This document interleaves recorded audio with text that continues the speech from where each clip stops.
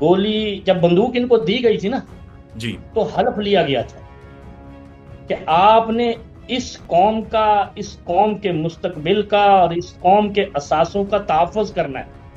ایسا ہی ہے.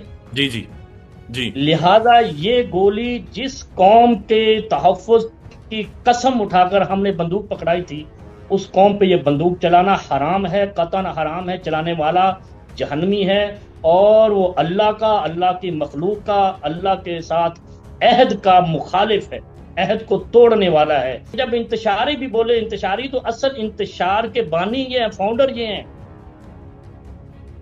ٹھیک بے ہے. نظیر بھٹو نواز شریف کی حکومت نہیں رکنے دیتی تھی، نواز شریف بے نظیر کی حکومت نہیں رکنے دیتے تھے.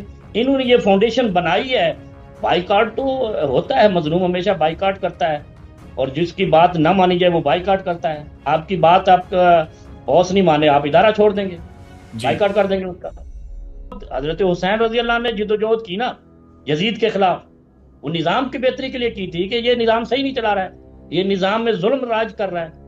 جس طریقے سے پلٹ پڑے ہیں لوگ عمران خان صاحب یا اس کی تحریک کے خلاف، ایک میرا جو آئیڈیا کہہ رہا ہے کہ ادھر کچھ سچائی اور حق ضرور ہے، تب معاشرے کی اکثریت پلٹ پڑی ہے.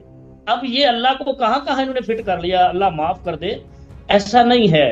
فساد کو ختم کرنے کے لیے کھڑے ہونے کو جہاد کہتے ہیں. دیکھو نہیں بولیں گے تو غلام بن جائیں پھر.